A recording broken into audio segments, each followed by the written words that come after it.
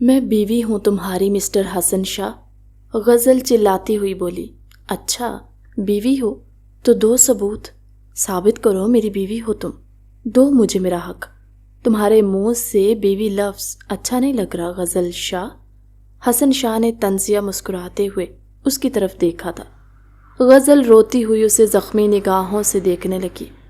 کیا ہوا؟ اب یوں خاموش کیوں کھڑی ہو؟ بس ختم ہو گئی بیوی والی رٹ؟ مجھے تو پہلے ہی تم پر یقین نہیں کرنا چاہیے تھا۔ بابا نے سچ کہا تھا، تم ہو ہی۔ وہ بھی بول رہا تھا جب بس خاموش ہو جاؤ۔ ٹھیک ہے، تمہیں اپنا حق چاہیے نا، ایسے ہی تمہیں یقین آئے گا۔ میں تیار ہوں۔ غزل نے اپنا دوپٹہ کھینچ کر الگ کیا۔ قمیص کا گلا گہرا ہونے کی وجہ سے اس کی گہرائیاں واضح ہونے لگی تھی۔ خود پر حسن شاہ کی نظریں محسوس کرتے اس کا دل تیزی سے دھڑکنے لگا تھا۔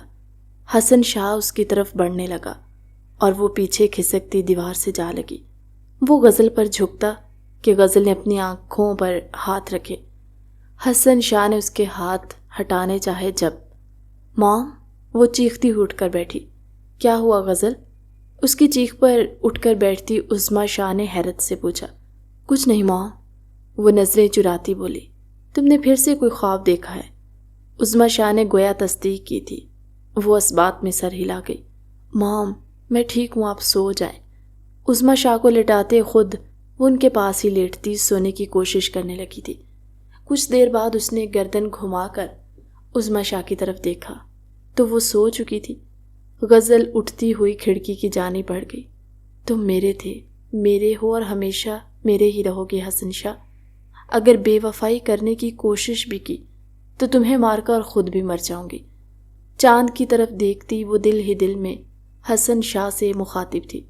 یہ خواب تقریباً اس کے روز کے معمول تھے۔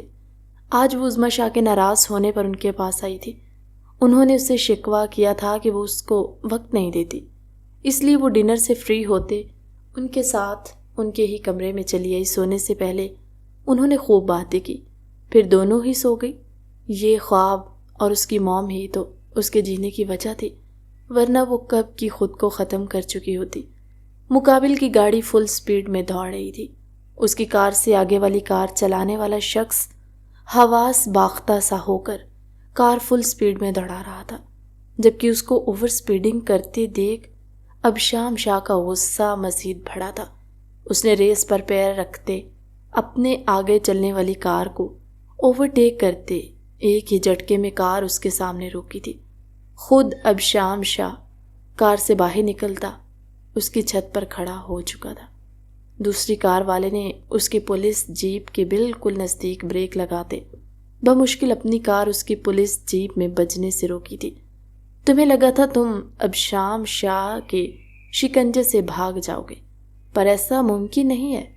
ابشام شاہ پولیس جیپ کے اوپر سے چھلانگ لگا کر اترتا ہوا بولا تھا، ساتھ ہی اس کی کار کا دروازہ کھولتے اس کو کالر سے پکڑ کر جھٹکا دیتے۔ ابشام شاہ نے باہر نکالا، معاف کر دیں سر، آئندہ اوور سپیڈنگ نہیں کروں گا۔ وہ شخص التجائیہ انداز میں بولا تھا، اوور سپیڈنگ کے لیے تو تجھے معاف کر دوں، پر جو تو پیچھے کر کے آیا ہے اس کی معافی ہرگز نہیں ہے۔ آج کی رات جیل میں ہی گزارو گے تم۔ ابشام شاہ نے کرخت لہجے میں کہتے اس کو کانسٹیبل کی طرف دھکیلا۔ کانسٹیبل کو اسے ہتھ کڑی پہنانے کا اشارہ کر دیا، جس پر کانسٹیبل نے 2 ہی سیکنڈ میں عمل کیا تھا، جبکہ وہ ابھی تک التجا کر رہا تھا کہ اس کو معاف کر دیں۔ اس کو جیپ میں بٹھاتے اس کی ہتھ کڑی کا لاک جیپ کے دروازے کے ساتھ لگاتے ابشام شاہ جیپ پولیس اسٹیشن کی طرف دوڑا گیا۔ اس کے پیچھے پیچھے ہی اس آدمی کی کار ایس پی ابشام شاہ کا کانسٹیبل لے کر آ رہا تھا۔ اس آدمی نے روڈ پر اپنے سامنے ٹریفک دیکھتے اپنی کار غلط روڈ پر ڈالی تھی۔ آگے جاتے وہ ایک ریڑھی والے سے ٹکرا گیا جس کے سارے پھل مٹی میں ملاتے۔ بنا وہ اس ریڑھی والے کی مدد کیے کار کی اوور سپیڈنگ کرتے پورے کانفیڈنس کے ساتھ غلط روڈ پر دوڑاتے ہوئے آگے بڑھا تھا، جیسے اس کے ابا نے وہ سارے روڈ اس کے لیے خرید کر رکھی ہو۔ لیکن بر وقت اس کو وہاں سے گزرتے ایس پی ابشام شاہ نے دیکھ لیا تھا، اور اب وہ ابشام شاہ کی حراست میں حوالات ساری رات اس کی جھاڑ سنتے ہوئے گزارنے والا تھا۔ میم، آج کی 2 میٹنگ ہے۔ اس کے سیکرٹری فاروق نے اس کے پاس کھڑے ہوتے ہوئے کہا، ہاں ٹھیک ہے، لیکن اس میٹنگ کی ساری فائلز تو تمہارے پاس ہے نا؟ وہ اپنے موبائل میں مصروف سی بولی، جی میم۔ فاروق نے فائلز اس کے سامنے کرتے ہوئے کہا، ٹھیک ہے فاروق، مجھے ان فائلز کے مین پوائنٹس بتاؤ۔ وہ موبائل میں موجود حسن شاہ کی تصویر کو غور سے دیکھتی فاروق کے بتائے گئے اہم پوائنٹس ذہن نشین کرنے لگی تھی۔ وہ ایک بزنس ٹائکون تھی، بزنس کی دنیا میں اس کا جانا مانا نام تھا۔ وہ پہلی 23 سالہ اتنی کم عمر لڑکی تھی جو بزنس کی دنیا میں اپنے نام کی دھاک جمائے ہوئے تھی۔ بڑی بڑی ملٹی نیشنل کمپنیز اس کی کمپنی کے ساتھ کام کرنے کو ترستی تھی۔ اس نے اپنے بزنس کو یہاں تک پہنچانے میں بہت محنت کی تھی، دن رات ایک کیا تھا، تب جا کر اسے یہ مقام حاصل ہوا تھا۔ اوہ سوری، وہ جان بوجھ کر ٹکراتی ہوئی بولی۔ حسن شاہ نے حیرت سے اس کی طرف دیکھا، جو اس شہر کی تو کہیں سے نہیں لگ رہی تھی۔ جینز کے ساتھ شارٹ شرٹ پہنے، اس کے اوپر سے برینڈڈ لانگ کوٹ، بالوں کو پونی ٹیل میں باندھے ہوئے تھی۔ اس کی دودھیا رنگت ٹھنڈ میں ہلکی ہلکی سرخی مائل ہو رہی تھی۔ گلے میں مفلر لٹکائے، ہاتھ میں پکڑا جوس کا گلاس، وہ اب شام شاہ کے کپڑوں پر گرا چکی تھی۔ کوئی بات نہیں، بی کیئرفل، حسن شاہ سرد لہجے میں بولتا اپنی نظریں جھکائے وہاں سے چل دیا، جبکہ اس کا نظریں جھکانے والا عمل غزل شاہ نے بہت غور سے دیکھا تھا۔ وہ محظوظ کن تاثرات سجائے وہاں سے باہر کی طرف بڑھی تھی۔ وہ اس وقت ریسٹورنٹ کے بیک سائڈ پر تھی، یہاں کچھ دیر چہل قدمی کے لیے آئی تھی جب تک اس کا کھانا نہیں آیا تھا، لیکن یہاں پر آتے ہی حسن شاہ کو کسی کے ساتھ مصروف دیکھتے اس کی آنکھوں کی چمک بڑھی تھی۔ وہ نہیں جانتی تھی حسن شاہ ابھی یہاں ہوگا، اگر اسے علم ہوتا تو کب یہاں پہنچ چکی ہوتی۔ خیر، اب بھی اس کی ملاقات ضائع نہیں گئی تھی۔ اس کے یہاں ہوتے ہوئے بھی غزل شاہ اگر اس سے نہ ملتی تو افسوس کرتی رہ جاتی، لیکن اب تو غزل شاہ کا سارا وقت اچھا گزرنے والا تھا۔ وہ اپنی سوچ میں گم تھی۔ جب ویٹر نے کھانا لگ جانے کا بتایا، وہ متبسم سی ویٹر کے پیچھے چل دی اور اپنی ٹیبل پر بیٹھی ہی تھی جب سامنے ٹیبل پر اسے حسن شاہ بیٹھا ہوا نظر آیا۔ اس کی آنکھوں میں شرارے سے دوڑ گئے۔ وہ کسی لڑکی کے ساتھ بیٹھا تھا، ہنستے مسکراتے کہکہے لگاتے، وہ دونوں ایک دوسرے سے بہت کھل کر بات کر رہے تھے۔ غزل شاہ کا دل کیا سامنے بیٹھی مسکراتی ہوئی لڑکی کے ہونٹوں سے مسکراہٹ نوچ لے۔ جب اس کے ٹیبل کے گرد اس کے گارڈز جمع ہو گئے، اس نے سوالیہ نظروں سے انہیں دیکھا۔ میم یہاں سے چلیں، باہر اکبر شاہ ہیں، اس کے سیکرٹری فاروق نے قریب آتے ہوئے بتایا۔ نہیں فاروق، ابھی رکو، غزل شاہ سنجیدگی سے بولتی اپنے کھانے میں مصروف ہو چکی تھی، جبکہ اس کے گارڈز اس کے گرد سے ہٹتے پیچھے ٹیبل پر بیٹھ چکے تھے۔ اس کی بات سنتے فاروق بھی لب بینچتا وہاں سے ہٹ گیا تھا۔ اس کے نزدیک غزل شاہ سراسر یہاں رک کر بے وقوفی کر رہی تھی، پر وہ اسے بالکل بھی کچھ نہیں کہہ سکتا تھا۔ غزل سلگتی نظروں سے حسن شاہ کی طرف دیکھ رہی تھی، جس کی مسکراہٹ ختم ہونے کا نام ہی نہیں لے رہی تھی۔ وہ دیکھنا چاہتی تھی اس کے ساتھ بیٹھی لڑکی کون ہے، کیونکہ حسن شاہ اپنے والدین کا لاڈلا بڑا بیٹا تھا اور حسن شاہ سے 2 سال چھوٹا اس کا ایک اور بھائی تھا۔ تو غزل شاہ کے مطابق یہ اس کی کون سی بہن پیدا ہو گئی تھی جو یوں کہکہے لگاتی اس کو خود کی طرف متوجہ کرنے کی کوشش کر رہی تھی۔ غزل شاہ ہرگز اپنے حق پر کسی کو ڈاکہ ڈالنے نہیں دے سکتی تھی۔ حسن شاہ صرف غزل شاہ کا تھا اور ہمیشہ رہے گا۔ اکبر شاہ اور عاطف شاہ دونوں دوست تھے، ایک دوسرے کو بھائیوں کی طرح ہی مانتے تھے۔ دونوں ہی الگ الگ گاؤں سے تھے اور اپنے اپنے گاؤں کے جاگیردار بھی۔ اکبر شاہ نے اپنے والدین کی پسند سے شادی کی اور ان کے 2 بیٹے تھے، حسن شاہ اور ابشام شاہ۔ عاطف شاہ نے اپنی کلاس فیلو عظمیٰ سے شادی کی، جن کی شادی کے 3 سال بعد ایک بیٹی پیدا ہوئی تھی جس کا نام انہوں نے غزل شاہ رکھا تھا۔ غزل شاہ سے 2 سال بڑا ابشام شاہ تھا۔ ان دونوں کی دوستی مزید بڑھی جب اکبر شاہ نے حسن شاہ کی منگ غزل شاہ کو بنایا اور عاطف شاہ کے ہاں کرنے پر 3 سالہ غزل شاہ اور 8 سالہ حسن شاہ کا نکاح کر دیا۔ دونوں طرف خوشیاں ہی خوشیاں تھی۔ ایک دن اکبر شاہ اپنی بیوی بچوں کے ساتھ باہر گھومنے گئے ہوئے تھے۔ جب واپس آئے تو سامنے ہی ایک قیامت ان کی منتظر تھی۔ جب وہ گھر واپس آئے تو سیدھا اپنی بہن کے کمرے میں گئے، جہاں اکبر شاہ کی چھوٹی بہن نائلہ عاطف شاہ کا چھوٹا بھائی زمان شاہ کو اپنے کمرے سے بھگانے کی کوششوں میں تھی۔ اکبر خان کی غیرت نے جوش مارا۔ انہیں بہن کا یہ قدم پسند نہیں آیا تھا۔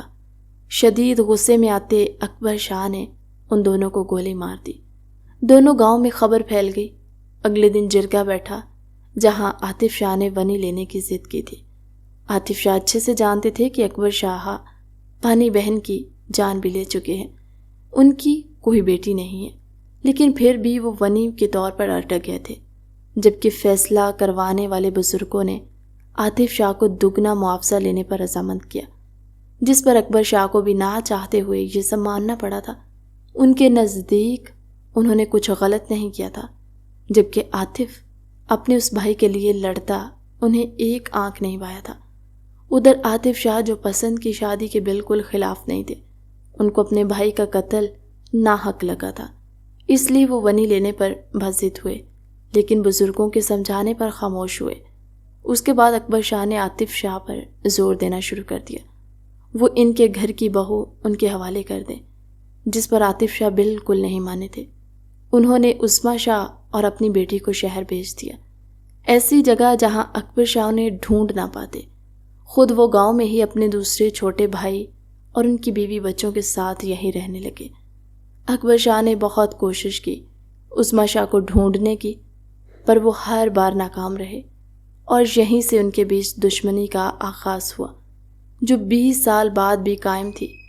پر جگہ سے ناکام ہونے کے بعد اکبر شاہ نے ایسی ادویات استعمال کی کہ جن سے وہ اپنے بیٹے حسن شاہ کی وہ تمام تر بچپن کی یادیں مٹا چکے تھے، یہاں تک کہ اس کو وہ سب کچھ اپنی مرضی کا سکھاتے اس کے دماغ میں زہر گھول چکے تھے، جس میں ان کی بیوی نے ان کا بھرپور ساتھ دیا۔ ان دونوں کا دھیان ہر پل حسن شاہ کی طرف ہی رہتا۔ ایسے میں اب شام شاہ کو وہ دونوں ہی اگنور کر جاتے۔ آہستہ آہستہ اب شام ان سے دور ہوتا گیا اور اپنی بی جان کے قریب ہوتا گیا، جنہوں نے اس کے بچپن سے ہی اسے اپنے دل سے لگا لیا تھا۔ ارے بابا جان آپ! حسن شاہ اکبر شاہ کو اپنے سامنے پاتے تعجب سے اٹھ کر کھڑا ہوا۔ وہ بہت کم شہر آتے اور جب بھی آتے تھے گھر کے علاوہ باہر کہیں نہیں جاتے تھے، لیکن آج ان کو اپنے سامنے ریسٹورنٹ میں دیکھتے حسن شاہ حیران ہوا تھا۔ وہ اس وقت اپنی پسند کو اب شام شاہ سے ملانے کے لیے یہاں لایا تھا۔ یہاں وہ منہل کے ساتھ بیٹھا تھا۔ اب شام کو کال آئی، وہ باہر نکل گیا، جبکہ وہ دونوں اپنی یونیورسٹی ٹائم کی باتیں یاد کرتے ہنس رہے تھے۔ ان کی بانڈنگ کافی اچھی تھی۔ 5 سال پہلے وہ دونوں ایک دوسرے سے یونیورسٹی میں ملے۔ حسن شاہ کو منہل پسند آ گئی تھی، یہ جانتے بوجھتے کہ اس کے ساتھ ایک اور لڑکی جڑی ہوئی ہے۔ حسن شاہ نے اپنے قدم منہل کی طرف بڑھائے تھے، کیونکہ منہل حسن کو پسند آ چکی تھی، اور جو چیز حسن شاہ کو پسند آ جاتی حسن شاہ اس کو حاصل کر کے ہی رہتا۔ اکبر شاہ کو جب پتہ چلا حسن شاہ ایک لڑکی کے ساتھ ہے تو وہ بھی اس لڑکی کو دیکھنے وہاں پہنچ چکے تھے، تاکہ وہ اسے اپنی بہو بنانے کی مکمل تیاری کر سکیں۔ اس سے بہتر سبق عاطف شاہ کے لیے اور کچھ ہو ہی نہیں سکتا تھا۔ ہاں میں، کیوں مجھے یہاں دیکھ کر خوشی نہیں ہوئی تمہیں؟ اکبر شاہ مسکراتے ہوئے بولے تھے۔ ارے نہیں بابا جان، کیسی باتیں کر رہے ہیں آپ، میں بھلا خوش کیوں نہیں ہوں گا آپ کو دیکھ کر؟ بیٹھے نا آپ۔ اب شام بھی یہیں تھا، وہ ابھی باہر گیا ہے، حسن شاہ نے مسکراتے ہوئے کہا تو اس کو دیکھتے اکبر شاہ بھی مسکرائے۔ یہ میری دوست ہے منہل، اور منہل یہ میرے بابا جان ہیں۔ حسن شاہ نے دونوں کا ایک دوسرے سے تعارف کروایا۔ السلام علیکم انکل، منہل نے مسکراتے ہوئے سلام کیا۔ وعلیکم السلام، اور بیٹا کیسی ہو؟ یہ میرا نالائق بیٹا تم پر زیادہ غصہ تو نہیں کرتا؟ اکبر صاحب نے کرسی کھینچ کر بیٹھتے ہوئے کہا۔ بابا یار، میں نالائق نہیں ہوں، حسن شاہ ہنس کر سر جھکاتے بولتا، خود بھی بیٹھ گیا۔ انکل میں ٹھیک ہوں، اور نہیں غصہ نہیں کرتے حسن مجھ پر، آپ کا بیٹا بہت اچھا ہے، منہل مسکرا کر بولی۔ وہ شہر کی لڑکی تھی، اس کے یہ سب کہتے ہوئے جھجک محسوس نہیں ہوئی تھی، جبکہ اکبر شاہ کچھ گڑبڑائے پھر سنبھل گئے۔ اتنے میں اب شام بھی آ گیا۔ اکبر شاہ کو دیکھتے ہی وہ خوش ہوا تھا، پر ہمیشہ کی طرح وہ دور سے ہی سلام کرتا حسن شاہ کے برابر بیٹھ گیا۔ پھر وہ چاروں باتوں میں مصروف ہوئے، جبکہ دور بیٹھی غزل اپنی بسم کر دینے والی آنکھوں میں یہ منظر دیکھتی اٹھتی ہوئی ان کی طرف بڑھی تھی۔ میم پلیز آپ چلیں یہاں سے، اگر عظمیٰ میم کو یہ سب پتہ لگ گیا تو وہ ہمیں جان سے مار دیں گی۔ فاروق نے اس کے سامنے آتے التجا کی۔ ایک نظر گھور کر اس کو دیکھتی غزل باہر کی طرف بڑھ گئی۔ اب گھر جاتے اس کا باقی کا وقت اذیت میں ہی گزرنا تھا۔ میم چلیں؟ فاروق نے آفس کا دروازہ ناک کر کے اندر آتے ہوئے پوچھا۔ ہاں چلو۔ وہ آنکھوں پر کالے شیڈز لگاتے اٹھ کھڑی ہوئی۔ فاروق کیز؟ میں کار خود ڈرائیو کروں گی، اس نے کار کے پاس پہنچتے ہوئے کہا۔ فاروق نے خاموشی سے کار کی چابی دے دی۔ خود وہ پیچھے گارڈز کی کار کی طرف بڑھ گیا۔ جب وہ خود ڈرائیو کرتی تھی تو اس کی کار میں صرف عظمیٰ شاہ ہی بیٹھتی تھیں اور کوئی نہیں۔ وہ اس وقت ٹریفک لائٹ پر رکی جب اس نے اپنے برابر ابشام شاہ کی جیپ دیکھی۔ غزل نے ابشام کو دیکھتے اپنے ہونٹوں پر ایک مخصوص مسکراہٹ سجائی۔ چلو حسن شاہ تو نہ سہی، آج اس کی ملاقات اپنے بچپن کے دوست سے ضرور ہونے والی تھی۔ پہلے ٹکراؤ میں وہ شاید پہچان نہیں پایا، لیکن اب غزل شاہ اس کو اچھے سے یاد کروانے والی تھی کہ وہ کون ہے۔ ایک نظر ابشام کی طرف دیکھتے اپنی کار اشارہ توڑتے ہوئے بگھا کر لے گئی۔ جب ابشام نے کسی کار کو جو اشارہ توڑتے ہوئے دیکھا تو اس کی جیپ بھی اس کار کے پیچھے لگ چکی تھی، جبکہ غزل شاہ کے گارڈز ہکا بکا یہ منظر دیکھ رہے تھے۔ وہ بڑی سخت تھی اس معاملے میں، اس نے آج تک ایک بھی رول نہ خود توڑا تھا اور نہ ہی انہیں کبھی توڑنے سے منع کیا، اور آج وہ خود چلی گئی، جبکہ فاروق کو اچھے سے اندازہ تھا کہ غزل شاہ نے یہ حرکت کیوں کی ہے۔ اس نے ڈرائیور کو اشارہ کھلتے ہی کار غزل کی کار کے پیچھے لے جانے کا کہا۔ وہ جی پی ایس ٹریکر سے غزل کی لوکیشن ٹریس کر رہے تھے اور یہ آخری لوکیشن پولیس اسٹیشن کی آ رہی تھی۔ ان کو حوالات میں بند کرو۔ اب شام اس کو لیڈی کانسٹیبل کے حوالے کرتے ہوئے بولا۔ جی سر۔ کانسٹیبل آگے آتی اس کی ہتھ کڑی کھولنے لگی۔ ارے ایس پی صاحب، آپ کو شرم نہیں آئے گی جب لوگ کہیں گے کہ آپ کی بھابھی حوالات میں بند ہے؟ غزل نے سنجیدگی سے کہتے اب شام کی طرف دیکھا جو اپنی چیئر پر بیٹھ رہا تھا۔ غزل کی بات سنتے اب شام نے چونک کر اس کی طرف دیکھا۔ ارے کیا ہوا؟ یقین نہیں آ رہا۔ سچ کہہ رہی ہوں بھائی، تمہارے بڑے بھائی حسن شاہ کی منکوہا ہوں میں۔ غزل حسن شاہ۔ غزل اس کی طرف دیکھتی مسکرائی جو شوق سے اس کی طرف دیکھ رہا تھا۔ غزل؟ اب شام زیر لب بولا۔ اس کے لبوں کی حرکت پہچانتی غزل مسکرائی۔ ہاں غزل، تمہاری کرائم پارٹنر۔ غزل نے کانسٹیبل سے اپنا ہاتھ چھڑوایا۔ اس سے پہلے کانسٹیبل اس کو کچھ کہتی اب شام نے اسے جانے کا اشارہ کیا۔ کانسٹیبل چلی گئی۔ تم کہاں تھی غزل؟ اب شام نے اس کے قریب جاتے سوال کیا۔ جہاں بھی تھی محفوظ تھی۔ غزل نے گویا اس کو شرمندہ کیا تھا۔ غزل، میں نے تمہیں بہت ڈھونڈا۔ اب شام ابھی بول رہا تھا جب غزل نے خاموش کروا دیا۔ ڈھونڈنا؟ تمہیں اس رات چاہیے تھا اب شام، جب تم مجھے اس جلتی ہوئی آگ میں چھوڑ کر چلے گئے تھے۔ خیر تم سے کیا گلہ کرنا جب میرا شوہر مجھے چھوڑ گیا تھا۔ غزل سر جھٹک گئی۔ غزل، ایسی کوئی بات نہیں ہے، تم حویلی چلو، تمہیں پتہ ہے بی جان تمہیں کتنا یاد کرتی ہیں۔ اب شام نے اس کو منانا چاہا۔ ہاں آؤں گی حویلی بھی بہت جلد، لیکن کیا ابھی مجھے جانے کی اجازت ہے؟ میری ایک میٹنگ ہے جہاں پہنچنا ضروری ہے۔ غزل نے اپنی کلائی پر باندھی برینڈڈ گھڑی میں ٹائم دیکھتے ہوئے کہا۔ ایسے نہیں جا سکتی تم۔ اب شام نے نفی میں سر ہلایا۔ میم؟ غزل کے جواب دینے سے پہلے ہی فاروق اور تمام گارڈز اندر آ چکے تھے۔ ان کے ساتھ ہی وکیل بھی تھا۔ مسٹر شاہ، آپ کو جو بھی کہنا ہے یا کیس کرنا ہے وہ آپ میرے وکیل سے ڈسکس کر سکتے ہیں، مجھے اجازت ہے۔ غزل کہتے ہوئے رکی نہیں تھی، باہر بڑھ گئی۔ اس کے پیچھے فاروق اور گارڈز بھی جا چکے تھے۔ حسن، ہم کب نکاح کریں گے؟ ملہن نے اس کے بال سنوارتے ہوئے پوچھا۔ بہت جلد۔ حسن اس کی گردن میں ہاتھ ڈال کر اس کو اپنے مزید قریب کرتے ہوئے بولا۔ حسن، اب تو تمہارے بابا بھی مجھ سے مل چکے ہیں، تمہیں اب ان سے بات کرنی چاہیے۔ منہل نے حسن کی گال پر ہاتھ رکھتے ہوئے کہا۔ آج ہی کروں گا۔ حسن اس کا ہاتھ چوم کر اس کی کمر کے پیچھے لاک کر گیا۔ حسن، ہم یہ سب شادی کے بعد بھی تو کر سکتے ہیں۔ حسن کو خود پر جھکتے دیکھ منہل چہرہ پیچھے موڑتی ہوئی بولی۔ ڈونٹ ڈسٹرب می منہل۔ حسن اس کا جبڑا دبوچتے ہوئے غرایا۔ حسن کو منہل کے دور جانے پر اچھا خاصا غصہ آ چکا تھا۔ لیکن حسن، میں غلط کیا کہہ رہی ہوں؟ منہل نے بھی اسے اپنا چہرہ چھڑواتے غصے سے کہا۔ Minahil, you are over acting, it's normal. Hassan غرایا، اس کی آواز میں جھنجھلاہٹ واضح تھی۔ اس کی طلب نہیں پوری ہوئی تھی۔ اٹ از ناٹ نارمل حسن۔ منہل نے اس کے ہاتھ اپنے بازوں سے ہٹائے۔ منہل کی آنکھوں میں نمی جمع ہو چکی تھی، حسن کے لہجے کی وجہ سے۔ اس نے نہ ہی پہلے کبھی یوں منہل سے بات کی اور نہ ہی خود سے قریب کرنا چاہا، لیکن آج شام میں وہ منہل کو اپنے ساتھ اپنا گاؤن گھمانے لایا تھا۔ واپسی پر وہ منہل کو اپنے فارم ہاؤس لایا، اور یہاں وہ جو حرکتیں کر رہا تھا، منہل کا ضبط جواب دے گیا۔ وہ پھٹ پڑی تھی۔ یہ سب تو ہوتا یا منہل، تو کیا ہوا اگر ہم شادی سے پہلے؟ حسن نے بے باک انداز میں آنکھ دباتے ہوئے کہا، اگر تمہیں یہ سب کرنا ہے حسن شاہ تو شادی کر لو۔ میں شادی سے پہلے تم سے حرام تعلق بنانے کے حق میں بالکل نہیں ہوں، اور اگر ابھی تم نے ایسا ویسا کچھ بھی کرنا چاہا تو میں خود کی جان لے لوں گی۔ منہل نے وارننگ دیتے ہوئے حسن شاہ کی آنکھوں میں اپنی آنکھیں گاڑی تھی۔ واٹ؟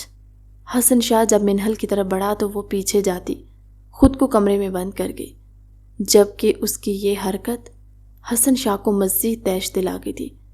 وہ اپنا دایاں ہاتھ مارتے ٹیبل پر پڑا اینٹک پیس نیچے پھینکتے ٹکڑے ٹکڑے کر چکا تھا۔ منہل، دروازہ کھولو۔ حسن شاہ نے زور سے دروازہ بجاتے ہوئے کہا۔ میں دروازہ نہیں کھولنے والی حسن شاہ۔ کمرے کے اندر سے منہل کی خوف زدہ آواز گونجی۔ حسن شاہ نے غصے سے مٹھیاں بھینچ لی۔ منہل، دروازہ کھولو، میں کچھ نہیں کہوں گا۔ حسن شاہ نے دوبارہ دروازہ بجاتے اس بار تحمل سے کہا، نہیں۔ منہل نے بنا آواز کے نہیں کرتے اپنے منہ پر دونوں ہاتھ رکھ لیے۔ اس کے لیے یہ بات قبول کرنا ہی مشکل تھا کہ جس سے اس نے محبت کی، وہ شخص اس کی عزت چھیننے کی کوشش کر رہا ہے۔ منہل، دروازہ کھولو، باہر نکلو۔ حسن شاہ نے پھر سختی سے کہا، میں تب تک نہیں نکلوں گی جب تک تم نکاح خواہ اور گواہن کا انتظام نہیں کرتے۔ منہل حلق کے بل چلائی۔ منہل، میں دروازہ توڑ کر بھی اندر آ سکتا ہوں، مجھے مجبور مت کرو۔ دروازہ کھولو، شاباش۔ حسن شاہ نے دھمکی دیتے ساتھ ہی اسے پچکارا۔ تم اگر اندر آئے حسن تو میں کھڑکی سے کود جاؤں گی۔ منہل نے کھڑکی کھولتے ہوئے کہا۔ وہ دونوں اس وقت فرسٹ فلور پر تھے، اس کو کافی زیادہ چوٹیں لگ سکتی تھی۔ تم ایسا کچھ نہیں کرو گی منہل، میں ابھی بابا سے بات کر رہا ہوں۔ حسن شاہ نے چہرے پر ہاتھ پھیرتے ہوئے کہا۔ چاہے جو بھی تھا، حسن شاہ کو وہ لڑکی عزیز ہو ہی گئی تھی، یوں اس کو مرنے نہیں دے سکتا۔ اگر اس کی خواہش تھی کہ وہ نکاح کرنا چاہتی ہے تو حسن شاہ نکاح کرنے کے لیے تیار تھا۔ حسن شاہ نے کچھ ہی دیر میں نکاح خواہ اور گواہان کا انتظام کر لیا۔ اکبر شاہ بھی آ چکے تھے۔ انہوں نے آتے منہل سے بات کی، جس پر وہ دروازہ کھول چکی تھی۔ سب ہی لوگ لاؤنج میں بیٹھے تھے۔ منہل بھی گھونگھٹ اوڑے وہیں بیٹھی تھی۔ حسن شاہ، اس سے پہلے نکاح خواہ نکاح شروع کرتے وہاں ایک دھاڑ گونجی تھی۔ سب لوگ اٹھ کر کھڑے ہو چکے تھے۔ حمزہ، حسن شاہ نے حیرت سے اسے دیکھا۔ یہ نکاح نہیں ہو سکتا۔ حسن شاہ، میں تمہیں اپنی بہن کے ساتھ دھوکہ نہیں کرنے دوں گا۔ حمزہ تن تنہا ان کے سامنے سینہ تانے کھڑا تھا۔ وہ عاطف صاحب کے بھائی کا بیٹا تھا، جو شروع سے ہی غزل کے ساتھ رہا۔ کچھ ہفتے پہلے ہی وہ شہر سے گاؤں آیا تھا۔ حمزہ، ہم بعد میں بات کریں گے، جاؤ یہاں سے، حسن شاہ نے کرخت لہجے میں کہا۔ ان لوگوں کے لیے جتنی نفرت اکبر شاہ اس کے دل میں بھر چکے تھے، وہ نکلنا ممکن ہی نہیں تھی۔ نہیں جاؤں گا، یا تو آج یہاں سے میری لاش اٹھے گی تب تمہارا نکاح ہوگا، یا آج سے تمہاری لاش جائے گی، حمزہ نے اس پر گن تانتے ہوئے کہا۔ حسن شاہ نے گارڈز اور اکبر شاہ آگے بڑھتے انہیں حسن شاہ نے ہاتھ اٹھاتے ہوئے روک دیا۔ آگے آنے دے، یہ کیا کر رہے ہیں آپ اور کون ہیں آپ؟ منہل اپنا گھونگھٹ اتارتی سامنے آئی۔ یہ میری بہن کا منقوع ہے، اور آج اس کو دھوکہ دیتے یہ آپ کی اور میری بہن کی زندگی برباد کرنے والا ہے، حمزہ چلایا تھا۔ منہل، پیچھے جاؤ۔ حسن شاہ نے منہل کو شوکس میں دیکھتے ہوئے اس کو پیچھے دھکیلا۔ حمزہ، میں دوسری چھوڑ کر تیسری شادی کروں، تم ہوتے کون ہو مجھے روکنے والے؟ 4 شادیوں کی اجازت تو اسلام بھی دیتا ہے، اور میں کوئی گناہ نہیں کر رہا۔ رہی بات تمہاری بہن کی تو اسے کبھی نہیں اپناؤں گا، آخر اس میں بھی تو تمہارے خاندان کا خون ہے۔ اگر اس نے مجھ سے غداری کی تو کیا کر لوں گا میں نے تمہیں اپنے نکاح میں نہیں بلایا، پھر تم یہاں کیا کرنے آئے ہو؟ حسن شاہ نے اس کے سینے پر ہاتھ مارتے حمزہ کو پیچھے دھکیلا تھا، جو اس اچانک دھکے کی وجہ سے پیچھے ہو چکا تھا۔ خبردار جو میرے خاندان کے بارے میں کوئی بات کی، پسند کی شادی کرنا کوئی گناہ نہیں ہے، تم بھی کر رہے ہو، اور ہاں ٹھیک کہا تم نے، اسلام میں 4 شادیوں کی اجازت ہے۔ پر حسن شاہ، میری بہن کا کیا؟ اس کو اس کا حق دیے بنا ہی تم دوسری شادی کر رہے ہو۔ حمزہ غرایا تھا، اس کی آواز اتنی اونچی تھی کہ فارم ہاؤس کے در و دیوار تک لرز چکے تھے۔ وہ میرا اور تمہاری بہن کا مسئلہ ہے، فضول میں مارے جاؤ گے، حمزہ جاؤ یہاں سے۔ حسن شاہ کے گارڈز نے حمزہ کی بدتمیزی پر اس پر گنز تانے تو حسن شاہ نے سرد لہجے میں کہا، میں مر بھی گیا نا حسن شاہ تو تجھ جیسے دھوکے باز سے اپنی بہن کی جان چھڑوا کر مروں گا۔ حمزہ بنا ڈرے اس کے سینے پر گن رکھ گیا۔ اچھا دیکھتے ہیں، حسن شاہ چیلنجنگ انداز میں کہتے پیچھے کی طرف مڑا۔ قاضی صاحب نکاح شروع کروائیں، حسن نے قاضی صاحب کو دیکھتے ہوئے کہا۔ خود وہ سامنے کھڑا ہو گیا، اس سے کچھ فاصلے پر پیچھے ہی منہل کھڑی تھی۔ اس نے اپنے ہاتھ کمر کے پیچھے رکھے ہوئے تھے، جیسے کچھ چھپا رہی ہو۔ حسن شاہ رک جاؤ ورنہ میں گولی چلا دوں گا، حمزہ نے چلاتے ہوئے کہا۔ نکاح نہیں رکے گا مولوی صاحب، اگر اب رکیں تو ان کی ٹانگ زخمی کر دینا، حسن شاہ نے اپنے گارڈ کی طرف دیکھتے ہوئے کہا، جو اسبات میں سر ہلا گیا۔ مولوی صاحب ڈرتے ہوئے نکاح شروع کر چکے تھے۔ حسن شاہ تھا، اس سے پہلے حسن شاہ قبول ہے بولتا، حمزہ کی دھاڑ ایک بار پھر گونجی، ساتھ ہی اس نے اپنی گن کا ٹریگر دبایا تھا۔ حسن شاہ اپنے دل کے مقام سے بہتے خون کو پھٹی پھٹی نظروں سے دیکھتا نیچے گرا۔ باقی سب جو سن کھڑے تھے حسن شاہ کے نیچے گرنے سے ہوش میں آتے اس کی طرف بھاگے۔ نہیں، یہ میں نے نہیں کیا، حمزہ نفی میں سر ہلاتا گن وہیں پھینکتا وہاں سے بھاگ نکلا تھا۔ پیچھے ان سب کو ہوش نہیں۔ حسن شاہ کے گارڈز جلدی سے اس کو کار میں ڈالتے ہاسپٹل روانہ ہوئے تھے۔ اکبر شاہ بھی ان کے ساتھ ہی گئے تھے۔ قاضی صاحب اور گواہان بھی وہاں سے جا چکے تھے۔ پیچھے رہ گئی تھی تو منہل، جو فرش پر گھٹنوں کے بل بیٹھی اپنے دوپٹے میں چھپی ہاتھ پر نظریں جمائے ہوئے تھی۔ حسن شاہ نے اسے دھوکہ دیا تھا، وہ پہلے سے نکاح شدہ تھا اور اس نے یہ بات منہل کو بتانا ضروری نہیں سمجھی تھی۔ منہل اس بات کو چاہ کر بھی قبول نہیں کر پا رہی تھی۔ اس نے تو حسن شاہ کو دل سے اپنا محرم قبول کر لیا تھا، اور حسن شاہ نے آج کے دن میں ہی اس کو 2 جھٹکے دے دیے۔ پہلے اس کے ساتھ حرام تعلق بنانے کی کوششوں میں تھا، اس کو ناکام کیا تو ایک اور سچ سامنے آ کھلا کہ وہ پہلے ہی کسی کے نکاح میں ہے۔ ان باتوں نے منہل کو توڑ کر رکھ دیا تھا۔ وہ ہارے ہوئے انداز میں پتھرائی آنکھوں سے بس ایک ہی جگہ گھو رہی تھی۔ ڈاکٹر کیسا ہے میرا بیٹا؟ اکبر شاہ نے ڈاکٹر کو آپریشن تھیٹر سے باہر نکالتے دیکھ کر پوچھا۔ وہ وہاں سے قریبی ہسپتال میں ہی آئے تھے۔ یہاں کے ڈاکٹر اچھے سے اکبر شاہ کو جانتے تھے، اس لیے ہی حسن شاہ کو ہاتھوں ہاتھ لیا گیا۔ وہ ٹھیک نہیں ہے، ہمیں بلڈ کی ضرورت ہے، ڈاکٹر سنجیدگی سے کہتے باہر کھڑے وارڈ میں بوائے کو بلڈ ارینج کرنے کا بولتے خود واپس اندر چلا گیا۔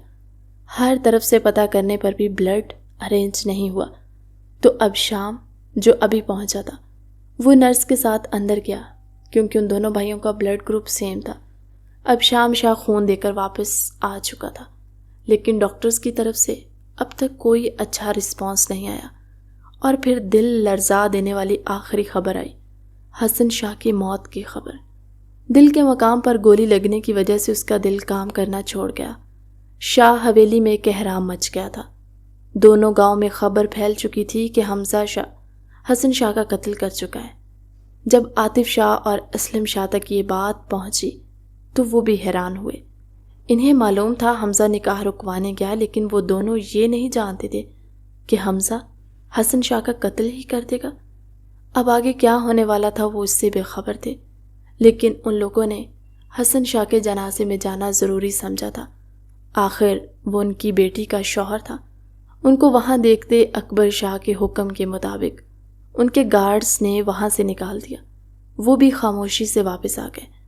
حسن شاہ کو گزرے 3 دن ہوئے تو جرگہ بٹھایا گیا، جس میں انصاف کرنے کے لیے کسی اور گاؤں کے بزرگ کو بلایا گیا تھا اور ان بزرگ نے کہا آپ لوگ بتا دیں کیا فیصلہ چاہتے ہیں، جس پر اکبر شاہ تو کچھ نہیں بولے۔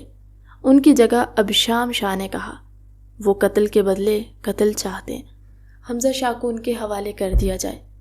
اکبر شاہ کی خاموشی اس کو کھٹک رہی تھی، لیکن وہ نہیں چاہتا تھا کوئی بھی غلط فیصلہ لیا جائے، اس لیے اس نے یہ راستہ چنا۔ پر حمزہ شاہ ابھی تک گھر نہیں آیا اور ہم جانتے بھی نہیں کہ وہ ہے کہاں۔ اسلم صاحب نے پہلو بدلتے ہوئے کہا، ان کا بیٹا، ان کا سر آج شرم سے جھکا چکا تھا۔ انہیں حمزہ شاہ پر غصہ حد سے زیادہ تھا۔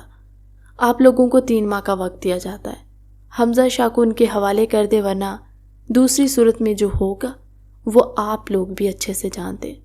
معزز بزرگ نے سخت لہجے میں عاطف شاہ اور اسلم شاہ کو فون کیا اور وہ دونوں اسبات میں سر ہلا گئے۔ اسی پر جرگہ ختم ہوا۔ 3 ماہ بعد دوبارہ جرگہ بٹھایا جانا تھا، لیکن دیکھتے ہی دیکھتے 3 ماہ سے بھی اوپر کا وقت گزر گیا۔ نہ تو حمزہ شاہ واپس آیا تھا اور نہ ہی ابشام شاہ نے 2-3 بار کے علاوہ کبھی حویلی میں قدم رکھا۔ ابشام شاہ مسلسل حمزہ شاہ اور غزل شاہ کو ڈھونڈ رہا تھا۔ ابشام کو اس کی بھی فکر تھی، جانے وہ کس حال میں ہوگی، کہاں ہوگی، کیا اس کو پتہ چلا ہوگا کہ حسن شاہ اس دنیا میں نہیں رہا۔ اس طرح کے کئی سوال ذہن میں لیے وہ ان دونوں کی تلاش جاری رکھے ہوئے تھا۔ آج ہی بیجا نے اس کو کال کر کے حویلی بلوایا۔ اب شام کی ماں کی حالت بھی زیادہ درست نہیں تھی، وہ حسن شاہ کے جانے کے بعد بیمار رہنے لگی تھی۔ جب جرگے کے دیے 3 ماہ کا وقت پورا ہوا تو جرگہ دوبارہ بیٹھا تھا، لیکن حمزہ نہیں آیا تھا، جس پر اکبر شاہ بھڑک اٹھے۔ انہوں نے پہلے ابشام کے فیصلے کا احترام کیا تھا، وہ اپنا ایک بیٹا کھو بیٹھا تھا، دوسرا اپنے قریب ہی رکھنا چاہتے تھے، لیکن اس بار جب حمزہ پیش نہ ہوا تو انہوں نے ونی کا مطالبہ کر دیا۔ انہوں نے کہا تھا انہیں زمین جائیداد نہیں چاہیے، وہ ونی لیں گے۔ عاطف شاہ نے کہا وہ اپنی بیٹی پر یہ ظلم نہیں کر سکتے، اکبر شاہ چاہیں تو ان کی ساری جائیداد رکھ لیں، لیکن اکبر شاہ نہیں مانے۔ جرگے کا فیصلہ بھی اکبر شاہ کے حق میں آیا تھا، جس پر عاطف شاہ مجبور ہوئے۔ انہوں نے یہ کہا تھا کہ ان کی بیٹی غزل شاہ اس وقت ملک سے باہر ہے، وہ یہاں نہیں ہے، ان کے خاندان میں غزل ہی وہ واحد لڑکی تھی، باقی سب لڑکے ہی تھے۔ عاطف شاہ کو بھی مانتے دیکھ اب شام وہ غصے میں آیا تھا، وہ نہیں چاہتا تھا کہ ونی جیسی گھٹیا رسم کو بڑھاوا ملے۔ اس نے اکبر شاہ کو حویلی میں بھی سمجھایا، پر وہ نہیں مانے۔ یہاں آ کر انہوں نے اپنی ہی کی، جس پر اب شام شاہ کو غصہ تو بہت آیا، لیکن فل وقت وہ کسی سے کچھ کہتا تو اکبر شاہ نے اس پر ہی بھڑک جانا تھا، جس پر اب شام شاہ نے تحمل سے کام لیتے انہیں روکا کہ وہ ونی نہیں چاہتا، وہ خود حمزہ شاہ کو ڈھونڈ لے گا۔ اس نے اکبر شاہ سے کچھ دن کا وقت مانگا، جو اکبر شاہ نے جانے کیا سوچ کر دے دیا تھا۔ اس کو دیا گیا وقت آج پورا ہو چکا تھا۔ بی جان کی کال کے بعد اس کو اکبر شاہ کی کال آئی تھی، جنہوں نے اس کو گھر آنے کا کہا۔ وہ جانتا تھا اکبر شاہ کیوں بلا رہے ہیں۔ وہ گہری سانس بھرتا اپنے آفس سے نکلتا، پولیس جی میں بیٹھتا۔ رات کے 9 بجے شہر سے گاؤں کے لیے روانہ ہو چکا تھا۔ گہری رات میں وہ اکیلی اندر داخل ہوئی تھی، اس کی آنکھیں بے انتہا سرخ اور سوجی ہوئی تھی، یوں جیسے وہ بہت زیادہ روئی ہو۔ اس نے نظر اٹھائی تو سامنے ہی اسے دور دور تک قبریں نظر آئیں۔ اس کی نظر ایک قبر پر ٹھہر گئی، جس کی تختی پر حسن شاہ ولد اکبر شاہ لکھا ہوا تھا۔ نام پڑھتے ہی اس کی آنکھوں سے آنسو روا ہوئے تھے۔ وہ مردہ قدموں سے چلتی ہوئی قبر کے نزدیک پہنچی تھی۔ اس کو کھڑا ہونا مشکل لگ رہا تھا، یوں جیسے پیروں میں جان ہی نہ بچی ہو۔ وہ قبر کے سرہانے کی طرف گرنے والے انداز میں گھٹنوں کے بل ڈھہ گئی، کچھ نہیں بولی، بس خاموش بیٹھی آنسو بہاتی رہی۔ جب ضبط کرنا بہت زیادہ مشکل ہوا تو حسن وہ اپنا پورا زور لگا کر چیخی تھی۔ اس کے رونے کی آواز بھی قبرستان کے باہر تک جانے لگی۔ اس نے محبت کی تھی حسن شاہ سے، اور بے حد کی تھی۔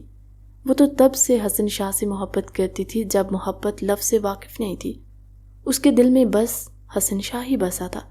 حسن شاہ اسے بھول گیا تھا، لیکن وہ نہیں بھولی تھی۔ اس نے خود کو حسن شاہ کے لیے سنبھال کر رکھا تھا۔ جب حسن شاہ کے دوسرا نکاح کرنے کی خبر اس تک پہنچی تو غزل خاموشی سے یہ ملک چھوڑ کر چلی گئی تھی۔ وہ نہیں جانتی تھی اس کے پیچھے کیا ہوا ہے۔ اپنے دل کو بہت سمجھانے کے بعد کل شام وہ واپس آئی اور آتے ہی اس پر حسن شاہ کے قتل کی خبر دھماکے کی طرح گری۔ وہ حسن شاہ جو اس کی محبت تھا، وہ یہ دنیا چھوڑ کر جا چکا تھا۔ وہ اس کے ہی بھائی کے ہاتھوں قتل ہو کر۔ عظمیٰ شاہ کے سامنے تو وہ نارمل رہی، لیکن اپنے کمرے میں بند ہو کر وہ کل رات سے خوب روئی کہ صبح سے لے کر آج رات تک بھی وہ اپنے کمرے میں بند رہی۔ عظمیٰ شاہ نے بھی اسے نہیں چھیڑا۔ غزل عظمیٰ شاہ کے سونے کا یقین کرتی بنا کسی کو بھی بتائے اپنی کار خود ڈرائیو کرتی گاؤں آ چکی تھی۔ یہاں آتے حسن شاہ کی قبر دیکھتے اس کا ضبط ٹوٹ گیا اور وہ پھوٹ پھوٹ کر رو دی۔ وہ بھی رو رہی تھی جب اس کو اپنے کندھے پر کسی کا ہاتھ محسوس ہوا۔ غزل کے آنسو تھمے۔ غزل، اب شام شاہ نے اسے پکارا۔ وہ تو حویلی جانے سے پہلے حسن شاہ سے ملنے کے لیے یہاں چلا آیا، پر سامنے ہی وہ بیٹھی رو رہی تھی۔ اب شام شاہ سمجھ گیا تھا کہ یہ غزل ہے، اس لیے اس کے قریب جاتے اس کے کندھے پر ہاتھ رکھ گیا۔ تم ٹھیک ہو غزل؟ اب شام نے اس کے سامنے بیٹھتے ہوئے پوچھا۔ اس نے نظریں نیچی کی، اس بات میں سر ہلایا، پر غزل آنکھوں سے آنسو اس کے ابھی بھی گر رہے تھے۔ میری طرف دیکھو غزل۔ اب شام نے اس کا چہرہ اونچا کیا تو غزل نے اس کی آنکھوں میں دیکھا۔ اس کی سرخ آنکھیں دیکھتے غزل کی آنکھوں میں مزید آنسو بہنے لگے۔ غزل بھائی، اب شام نے بس اتنا ہی کہا کہ اس کی آواز بھر آ گئی۔ اس کو اکبر شاہ سے محبت نہیں ملی تھی، لیکن حسن شاہ نے اس کو ایک والد کی طرح محبت دی تھی۔ اس کے لیے حسن شاہ اس کا والد، بھائی اور دوست سب کچھ تھا۔ وہ بھی تو اکیلا ہو گیا تھا، لیکن کسی نے اس کو دلاسا دینا ضروری نہیں سمجھا۔ سب کو بس یہی پڑی ہوئی تھی کہ حسن شاہ کا مجرم ختم ہو، لیکن جو سامنے تھا اس کو سوائے بی جان کے اس کے ماں باپ نے ایک بار بھی نہیں پوچھا کہ وہ ٹھیک ہے یا نہیں۔ اکبر شاہ بھی اس پر بس یہی دباؤ ڈال رہے تھے کہ یا تو حمزہ شاہ کو ختم کر دے یا غزل شاہ کو بنی کے طور پر لے آئے۔ حویلی، اب شام سب کہہ رہے ہیں وہ چلا گیا۔ یہ جھوٹ ہے نا، مجھے کسی کی باتوں پر یقین نہیں ہے، پر تم میرے پارٹنر ہو، مجھ سے جھوٹ نہیں بولتے۔ ایک بار کہہ دو نا کہ تمہارا بھائی اتنا ظالم نہیں ہے، وہ مجھے چھوڑ کر نہیں گیا۔ غزل اب شام کا چہرہ اپنے ہاتھوں میں بھرتی، بے ربط سے جملوں میں بولتی، اب شام کو مزید تکلیف دینے کا باعث بن رہی تھی۔ بولو نا اب شام، بتاؤ، تم بول کیوں نہیں رہے؟ بتاؤ۔ غزل چیخی۔ غزل ہوش کرو، بھائی نہیں ہے اب اس دنیا میں، ان کو گئے ہوئے 3.5 ماہ ہونے والے ہیں۔ یہ دیکھو ان کی قبر، اب تو اس کی مٹی بھی سوکھ گئی ہے، چٹاخ بن گئی۔ اب شام غزل کے دونوں بازو اپنے ہاتھوں کی گرفت میں لیتے ہوئے سخت لہجے میں بول رہا تھا، جب غزل بیچ میں ہی اس کے چہرے پر تھپڑ مار چکی تھی۔ نہیں، تم جھوٹے ہو، میرا حسن کہیں نہیں گیا، سب جھوٹے ہیں۔ غزل بڑبڑاتے ہوئے پیچھے ہٹی۔ اب شام کو لگا وہ پاگل ہو چکی ہے۔ غزل بھائی نہیں رہے، سچ ہے۔ اب شام نے اس کو دوبارہ کندھوں سے پکڑ کر جھنجھوڑتے ہوئے کہا تو وہ جیسے ہوش میں آئی تھی۔ پھر اب شام شاہ کے سینے سے لگتی وہ جو روئی کہ خود اب شام شاہ کی آنکھوں میں بھی آنسو بہنے لگے۔ اس کا پورا وزن خود پر محسوس کرتے اب شام کو کچھ غلط ہونے کا احساس ہوا۔ اس نے سر جھکا کر دیکھا تو غزل کا مکمل وزن اب شام کے سینے پر تھا۔ اس کے ہاتھوں کی گرفت ڈھیلی ہوتے اس کے ہاتھ لڑک رہے تھے۔ اب شام نے جلدی سے اس کا چہرہ سامنے کرتے اس کو دیکھا تو دنگ رہ گیا۔ وہ روتے ہوئے بے ہوش ہو چکی تھی۔ غزل، اب شام نے اس کا چہرہ تھپ تھپاتے اس کو اٹھانا چاہا، لیکن غزل پر کوئی اثر نہ ہوا۔ اب شام جھکتے ہوئے اسے اپنی گود میں اٹھاتا باہر کی طرف بڑھا۔ اپنی جیپ کی پیسنجر سیٹ کھولتے اس نے غزل کو وہاں لٹایا۔ کانسٹیبل نے ان کو پانی کی بوتل پکڑائی، جس کا ڈھکن اتارتے اب شام نے غزل کے چہرے پر پانی کا چھڑکاؤ کیا، اور غزل وہ پھر بھی نہ اٹھی تو دوبارہ ہاتھ سے اس کا چہرہ تھپ تھپاتے، لیکن وہ ہوش میں نہ آئی۔ اب شام نے اپنے ساتھ آئے کانسٹیبل کو غزل کی کار کی چابی پکڑائی اور پاس کے ہاسپٹل سے لیڈی ڈاکٹر کو جلد از جلد حویلی لانے کا کہا۔ خود وہ اپنی جیپ میں بیٹھتا حویلی روانہ ہوا۔ حویلی میں داخل ہوتے ہی سامنے اس کو اکبر شاہ ملے تھے۔ یہ غزل ہے، اچھا کیا تم اس کو اٹھا لائے، اب کل ہمیں ونی لینے سے کوئی نہیں روک پائے گا۔ اکبر شاہ جلدی سے اس کی طرف بڑھتے اس کی گود میں بے ہوش غزل کو دیکھتے جلدی سے بولے، بابا میں اٹھا کر نہیں لایا، یہ بے ہوش ہے، میں آپ سے بعد میں بات کرتا ہوں۔ کانسٹیبل کے ساتھ ڈاکٹر کو اندر داخل ہوتے دیکھ کر اب شام اس کو لیتے آگے بڑھتے بولا، وہ گیسٹ روم میں لے آیا تھا۔ ڈاکٹر اس کو انجیکشن لگا کر تسلی دیتی چلی گئی۔ وہ ٹھیک تھی، اس کو شاید کسی چیز میں ملا کر عظمیٰ بیگم نے نیند کی دوائی دی تھی، لیکن وہ سو ہی نہیں پائی تھی، یہاں تک پہنچ گئی۔ پھر جب دوائی نے اپنا مکمل اثر دکھایا تو وہ وہیں سو گئی۔ اب شام تم اگر اٹھا کر نہیں لائے تو جیسے بھی لائے ہو، اب تم ونی سے انکار نہیں کرو گے۔ اس کے آتے ہی اکبر شاہ سخت لہجے میں بولے، بابا ہم ونی نہیں لیں گے، حمزہ شاہ نہیں ملا، لیکن آپ چاہیں تو ان سے اپنی زمین واپس لے لیں، میں ونی نہیں لوں گا۔ اب شام نے دو ٹوک لہجے میں کہا، اب شام شاہ میں نے تم سے پوچھا نہیں، میں نے تمہیں حکم دیا۔ اکبر شاہ کی آواز بے حد درجہ سخت تھی۔ بابا میں آپ کو صاف الفاظ میں کہہ رہا ہوں، میں ونی جیسی رسم کے حق میں بالکل نہیں ہوں، اور نہ ہی میں اس کا حصہ بنوں گا۔ اب شام شاہ لب بھینچ کر بولتا سر جھکائے ہوئے تھا، ٹھیک ہے تم ونی مت لینا، لیکن ونی تو ہوگی، تم نہیں تو ہمارا ملازم ہی صحیح، ونی تو ہم لے کر ہی رہیں گے۔ اکبر شاہ نے کھڑے ہوتے صفاق لہجے میں کہا۔ اب شام ان کی بات سن کر حیرت سے انہیں دیکھنے لگا۔ وہ اتنے صفاق ہو چکے تھے کہ وہ اپنے ہی دوست کی بیٹی کو ونی میں لیتے اپنے ملازم سے اس کا نکاح کروانے والے تھے۔ صبح 10 بجے جرگہ بیٹھنا ہے، تمہارے پاس 9:30 تک کا وقت ہے، بتا دینا تم اس سے نکاح کرو گے یا میں کسی ملازم کو کہہ دوں۔ اور دوسری بات، یہ لڑکی اس حویلی میں آئی تمہارے ساتھ ہے، پر اب کل یہ جرگے میں ہر صورت پیش ہوگی۔ اگر تم نے اس کو غائب کرنے کی کوشش بھی کی تو اپنے باپ کا مرا منہ دیکھو گے۔ اکبر شاہ کہہ کر رکے نہیں تھے، وہ وہاں سے جا چکے تھے۔ اب شام کی ساری رات آنکھوں میں کٹی۔ صبح اس نے جواب ہاں میں دیا کہ وہ نکاح کرنے کو تیار ہے۔ جس رسم کے وہ خلاف تھا، اب نہ چاہتے ہوئے بھی وہ اس رسم کا حصہ بن گیا تھا۔ جرگہ بیٹھا تھا جس کا فیصلہ اکبر شاہ کے حق میں آیا۔ عاطف شاہ نے پھر سے بہانہ گھڑا تھا کہ غزل یہاں نہیں ہے، لیکن اکبر شاہ کی ملازماؤں کے ساتھ غزل جب ان کے سامنے آئی تو عاطف شاہ کو چاروں ناچار حامی بھرنی پڑی۔ غزل شاہ خاموش رہی، وہ جانتی تھی حمزہ نے جو بھی کیا اس کی ہمدردی میں کیا۔ ایک قتل تو ہو چکا تھا، اب وہ اپنا جان سے عزیز بھائی دوبارہ قتل کی صورت میں نہیں کھونا چاہتی تھی، اس لیے اس نے رضامندی دے دی۔ پھر کچھ ہی دیر میں وہ غزل اب شام شاہ بن چکی تھی۔ اب شام تو اکبر شاہ سے ناراض ہوتا پولیس اسٹیشن چلا گیا۔ اس کو کام تھا، جبکہ غزل شاہ کو وہ اپنے گارڈز کے ساتھ حفاظت سے حویلی بھجوا چکا تھا۔ میرے بیٹے کو مار کر تم زندہ کیسے ہو؟ اسما شاہ اس کے چہرے پر تھپڑ مارتی گھر آئی۔ غزل نے اپنے چہرے پر ہاتھ رکھتے انہیں دیکھا۔ وہ جب حویلی میں داخل ہوئی تو اسما شاہ سے ہی اس کا سامنا ہوا، جنہوں نے اس کا استقبال تھپڑ سے کیا تھا۔ منحوس لڑکی، کھا گئی میرے حسن کو، تم مری کیوں نہیں ہو؟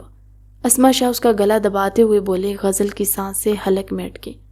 بہو یہ کیا کر رہی ہو؟ چھوڑو بچی کو۔ بی جان جو اپنے کمرے سے باہر نکلی تھی، سامنے کا منظر دیکھتی جلدی سے ان کے قریب جاتی ہوئی اسما شاہ کو غزل سے دور کرتی، اس کو اپنے پیچھے چھپا گئی۔ غزل تم میرے کمرے میں جاؤ۔ بی جان نے گہرے سانس بھرتے غزل کو وہاں سے بھیجا، جس کو ملازمہ کمرے میں لے گئی۔ یہ یہاں کیوں سو رہی ہے؟ اب شام حویلی میں آتے ہی بی جان سے ملنے آیا تو اس کو سامنے سویا ہوا دیکھ کر حیرت سے بولا، ایسے ہی تم بیٹھو؟ یہ اس کے چہرے پر تھپڑ کے نشان اور گلے پر کیا ہوا؟ اب شام لب بینچتے ہوئے بولا۔ وہ سمجھ گیا تھا کہ یہ سب کس نے کیا ہوگا۔ وہ بی جان نے اسے دوپہر میں ہوا واقعہ بتایا تو اس کے جبڑے تن گئے۔ وہ آگے بڑھ کر غزل کو گود میں اٹھاتا اپنے کمرے کی طرف بڑھ گیا۔ کمرے کا دروازہ لاک کرتے بیڈ کی طرف بڑھا۔ اب شام غزل کی آنکھ کھلی تو اب شام کو اپنے قریب دیکھتے حیرت سے بولی۔ اب شام نے اس کا چہرہ دیکھا جو سرخ تھا۔ وہ اس کے قریب ہی بیڈ پر بیٹھ گیا۔ I am so sorry, I promise آئندہ نہیں ہوگا۔ اس کے چہرے اور گردن کے سرخ نشانوں پر وہ اپنے لبوں سے رحم رکھتے۔ اب شام شاہ نے سرگوشی کی۔ اب شام پیچھے ہو، غزل نے تھوڑے سخت لہجے میں کہا۔ بے فکر رہو غزل، جب تک تم اجازت نہیں دو گی میں تم پر اپنا مکمل حق نہیں جتاؤں گا، لیکن میں تمہارے زخموں کا مرہم بننا چاہتا ہوں، جس سے میں تمہارے روکنے پر بھی نہیں رکوں گا۔ اب شام نے ایک بار پھر اس کی سرخ گال پر اپنا لمس چھوڑا۔ سو جاؤ غزل، بیڈ پر لیٹ کر اس کا سر اپنے سینے پر رکھتے ہوئے بولا۔ غزل بھی آنکھیں موند گئی۔ اب شام نے جھکتے اس کے سر پر لب رکھے۔ وہ جلد از جلد غزل کو اس کے غم سے نکال کر زندگی کی طرف لانا چاہتا تھا، جس کے لیے یہ سب ضروری تھا۔ بابا، وہ میری بیوی ہے، آپ کے کہنے پر میں نے اس کو اپنے نکاح میں لیا، لیکن اس پر ظلم ہوتا برداشت نہیں کروں گا۔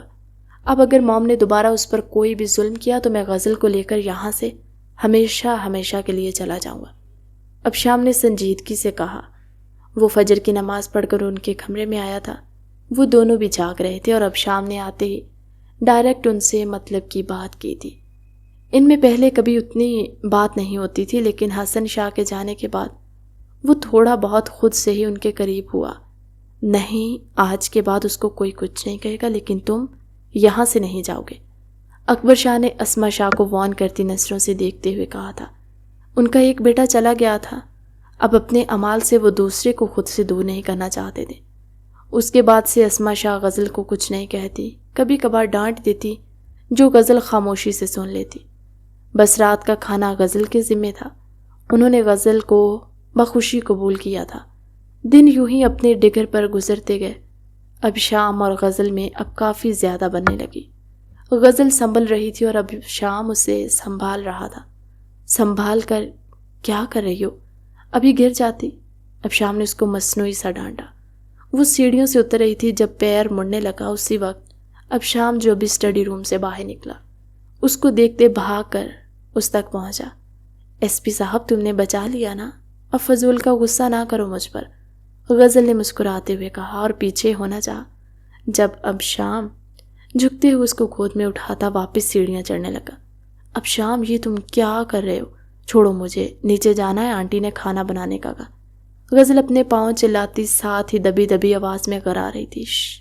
بیوی، تم بس مجھے ٹائم دو۔ کمرے میں لا کر اس کو بیڈ پر بٹھاتے دروازہ لاک کرتا خود بھی اس کے قریب لیٹ گیا۔ اب شام، مجھے نیچے جانا ہے، غزل نے جھجکتے ہوئے کہا۔ چاہے وہ اب شام سے محبت نہیں کرتی تھی، پر اپنے اچھے رویے پر اب شام اس کے دل میں اپنی جگہ بنانے میں کامیاب ضرور ہو چکا تھا۔ اب وہ اب شام کی اکثر باتیں مان لیا کرتی۔ غزل، وہ اپنی سوچ میں گم تھی جب اب شام نے اس کو بیڈ پر سیدھا کرتے اس کے سینے پر سر رکھتے اس کو پکارا۔ غزل کی انگلیاں بے ساختہ اس کے سر میں چلنے لگی تھی۔ کیا تمہاری اجازت ہے؟ اس کے ہونٹوں کو دیکھتے اب شام نے اجازت چاہی، جبکہ اس کا اشارہ سمجھتے غزل کی پلکیں جھک گئی۔ اس کا چہرہ خطرناک حد تک سرخ پڑا تھا۔ اب شام مبہوت ہوتا اس کے چہرے پر بکھرے رنگ دیکھنے لگا۔ بولے؟ اس کے کان کے قریب اپنا لمس چھوڑتے اب شام نے سرگوشی کی۔ غزل نے جھجکتے ہوئے اپنے ہاتھ اس کے کندھوں پر رکھتے اس کو من مانی کرنے کی اجازت دی تھی۔ اب شام اس کی اجازت دینے کے انداز پر فدا ہوتا اس کی سانسوں کو اپنی قید میں لے گیا۔ جائیں نیچے، ورنہ میں اپنا ضبط کھو دوں گا آج۔ کچھ ہی دیر میں اس کے اوپر سے ہٹتے ہوئے بولا تو غزل جھٹکے سے اٹھتی باہر بھاگی تھی۔ اپنے پیچھے اسے اب شام شاہ کا خوبصورت کہکہا سنائی دیا۔ وہ بھی شرمیلا سا مسکراتی کچن میں داخل ہوئی۔ سامنے ہی اسما شاہ کھڑی تھی۔ ان کا رویہ اس کے ساتھ بہت بہتر تھا۔ وہ اس کو بہت ہی کم کوئی کام کہتی، لیکن پہلے کی طرح بار بار ڈانٹتی نہیں تھی۔ اکبر شاہ بھی اس کے ساتھ ٹھیک ہو گئے تھے۔ شاید اب شام کے سمجھانے کا اثر تھا جو وہ دونوں ٹھیک ہو چکے تھے۔ اس کے ساتھ وہ مسکراتے ہوئے شام کے کھانے کی تیاری کرنے لگی۔ کب اب شام شاہ ضروری کام کا کہتے پولیس اسٹیشن جا چکا تھا۔ وہ اپنے آفس میں بیٹھا تھا جب لیڈی کانسٹیبل کے ساتھ وہ اندر داخل ہوئی۔ جی محترمہ، کہیے آپ کا کیسے آنا ہوا؟ اب شام مسکراتے ہوئے بولا۔ رپورٹ لکھوانے آئی ہوں۔ اس کی آواز بنا کسی تاثر کی تھی۔ بیٹھ جاؤ۔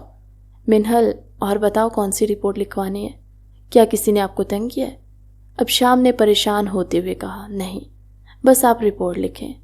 منہل نے بیٹھنے سے منع کرتے ہوئے کہا۔ کیسی رپورٹ؟ ٹھیک ہے، آپ لکھیں۔ اب شام پہلے تو حیران ہوا، پھر اس نے اپنے پاس کھڑے کانسٹیبل کو لکھنے کا اشارہ دیا۔ مجھے حسن شاہ کے قتل کی رپورٹ لکھوانی ہے، جس کی قاتل میں خود ہوں۔ اور یہ رہا اس کا ثبوت۔ جو گولی حسن شاہ کو لگی تھی وہ میری گن، اس گن سے چلی تھی، میں نے خود اپنے ہاتھوں سے چلائی تھی۔ حسن شاہ مجھ سے دھوکہ کر رہا تھا، مجھ سے یہ بات برداشت نہیں ہوئی تھی اور میں نے موقع پاتے ہی اس کی جان لی۔ یہ بات مجھے دن رات سونے نہیں دیتی۔ میں قاتل ہوں، میں نے قتل کیا ہے، جس کا کنفیشن میں آپ سب کو لوگوں کے سامنے کر رہی ہوں۔ منہل کے حلق میں آنسوؤں کا گولا سا اٹکا تھا۔ اس نے گن ابشام کے سامنے ٹیبل پر رکھتے ہوئے اس کی آنکھوں میں دیکھتے کہا، جو اس کی بات سنتے خود بھی ہکا بکا سا کھڑا ہو چکا، منہل تم نے مارا تھا حسن بھائی کو؟ ابشام کے تاثرات تن چکے تھے۔ اس کے جان سے پیارے بھائی کو مارنے والا حمزہ شاہ نہیں، یہ لڑکی تھی۔ اس کو پہلے سے ہی شک تھا کہ حمزہ شاہ نے قتل نہیں کیا، کیونکہ حسن شاہ کی باڈی سے جو گولی ملی تھی وہ اس پسٹل سے چلی ہوئی نہیں جو حمزہ شاہ کے پاس تھی۔ لیکن اس وقت سب لوگ ہی حمزہ شاہ کو قاتل مان چکے تھے۔ اس نے ثبوت ڈھونڈنے کی پوری کوشش کی لیکن کوئی سراغ ہاتھ نہ آیا۔ پھر اکبر شاہ کے بنی کو لے کر حمزہ شاہ کو معاف کرنے پر وہ خاموش ہو گیا۔ آج اس پر حقیقت واضح ہو چکی تھی۔ ہاں میں نے کیا ہے تمہارے بھائی کا قتل۔ منہل کے چہرے پر افسوس نام کی کوئی چیز نہیں تھی۔ کیوں مارا تم نے میرے بھائی کو؟ ابشام غصے سے دھاڑا۔ بتایا نا، دھوکہ دے رہا تھا مجھے۔ منہل نے چہرہ دوسری طرف موڑتے ہوئے جواب دیا، اگر وہ دھوکہ دے رہے تھے تو تم نکاح نہ کرتی، وہاں سے چلی جاتی، انہیں مارا کیوں؟ ابشام کی دھاڑ پر سارا پولیس اسٹیشن گونجا تھا، کیونکہ اگر وہ میرا نہیں ہو سکتا تو کسی کا بھی نہیں ہو سکتا، نہ ہی میں اسے کسی کے لیے چھوڑ سکتی تھی، اور نہ اس کا دھوکہ برداشت ہوا، اس لیے ہی اس کی جان لے لی۔ منہل کے انداز سے لگ رہا تھا کہ وہ اپنے کیے پر بالکل شرمندہ نہیں ہے۔ اریسٹ ہر۔ ابشام نے سامنے کھڑی لیڈی کانسٹیبل کو آرڈر دیا۔ اریسٹ کرنے کی ضرورت نہیں ہے، مجھے بتا دو کہاں جانا ہے، میں خود چلی جاؤں گی۔ ویسے بھی اگر بھاگنا ہوتا تو یہاں آ کر اپنا جرم بتاتی ہی نا۔ منہل استہزائیہ سی مسکراہٹ چہرے پر سجاتے ہوئے بولی۔ تو ابشام نے کانسٹیبل کو اشارہ کیا، جو منہل کو لیتی اس کے آفس سے باہر نکل آئی۔ ان کے جانے کے بعد ابشام نے کافی آفیسرز کو بھی باہر بھیجا، خود سر ہاتھوں میں گرائے اپنی کرسی پر بیٹھ گیا۔ کچھ سوچتے ہوئے اس نے اپنی کیپ اور جیپ کی چابیاں اٹھائیں اور باہر کی طرف بڑھ گیا۔ آپ ٹھیک ہیں اب؟ ابشام نے اس کا چہرہ دیکھا جو آسمان میں چمکتے ہوئے تاروں کو دیکھ رہی تھی۔ اس کی آنکھوں میں ہلکی سی نمی چمک رہی تھی۔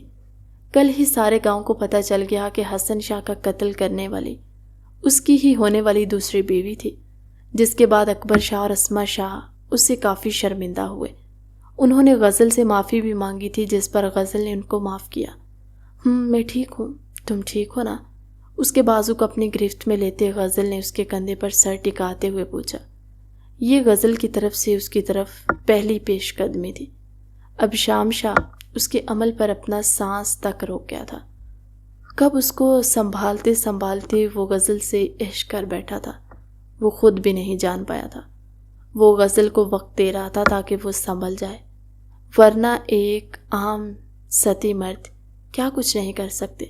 اپنی محرم کے خیالوں میں کوئی بھی کسی دوسرے کو برداشت نہیں کرتا، چاہے وہ اس کا پہلا شوہر ہی کیوں نہ ہو۔ غزل، ابشام نے اپنی تیز ہوتی دھڑکنوں کو محسوس کرتے اس کو پکارا۔ غزل نے ہنکارا بھرا، کیا میرے دل کی بات آپ تک نہیں پہنچ رہی؟ ابشام نے اس کا ہاتھ اپنے دل کے مقام پر رکھتے ہوئے پوچھا۔ اس کی تیز دھڑکن اپنی ہتھیلی کے نیچے محسوس کرتی غزل تنگ ہوئی۔ ابشام، مجھے نیند آ رہی ہے۔ غزل نظریں چراتی ہوئی پیچھے ہوئی۔ آج نہیں غزل، میرے سوال کا جواب جب تک آپ نہیں دیتی یہاں سے نہیں جا سکتی۔ ابشام نے اس کے کمر میں ہاتھ ڈال کر اس کو اپنے نزدیک کیا۔ ابشام، چھوڑو مجھے، غزل غصے سے بولی تو ابشام نے بنا کچھ کہے اسے چھوڑا اور نیچے چلا گیا۔ غزل کافی دیر تک کھڑی تاروں کو دیکھتی ہوئی وہیں کھڑی رہی۔ جب تھک گئی تو کمرے میں آ گئی۔ ابشام اپنی آنکھوں پر بازو رکھے لیٹا ہوا تھا۔ اس کو دیکھ کر غزل مسکرائی، پھر اس کے سینے پر سر رکھتی نیند میں چلی گئی۔ ابشام نے اپنے چہرے سے بازو ہٹاتے اس کو اپنے سینے پر دیکھتے لب بھینچتے اس کی کمر کے گرد اپنی مضبوط گرفت جمائی۔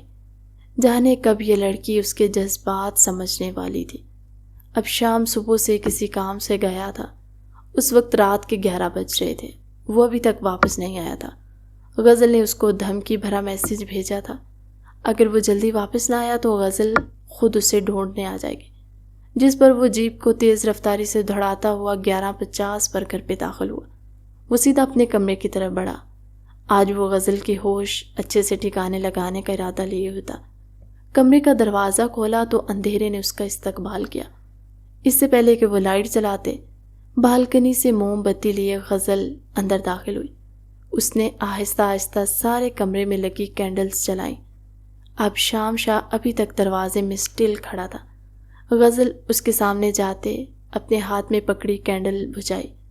اب شام نے سر سے پیر تک اس کو دیکھا، جو ریڈ ساڑی میں خوبصورت سی مورت لگ رہی تھی۔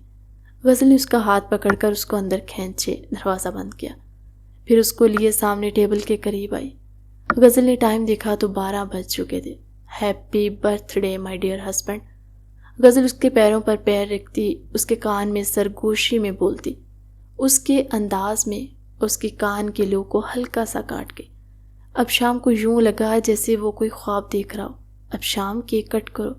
غزل نے پیچھے ہوتے اس کا بازو ہلاتے ہوئے سامنے پڑے کیک کی طرف متوجہ کیا، جس پر ہیپی برتھ ڈے اب شام لکھا ہوا تھا۔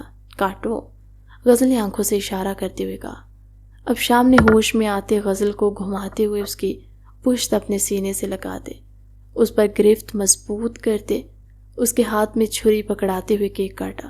غزل نے مسکراتے ہوئے کیک کا پیس اس کی طرف بڑھایا، جس کو اب شام نے آدھا کھایا، باقی غزل کی طرف بڑھایا، جس کو غزل نے کھایا۔ آپ نے میرا منہ میٹھا کروا دیا، پر آج مجھے آپ پر اپنے تمام حقوق جتاتے ہوئے اپنے انداز میں اپنا منہ میٹھا کرنا ہے، کیا اجازت ہے؟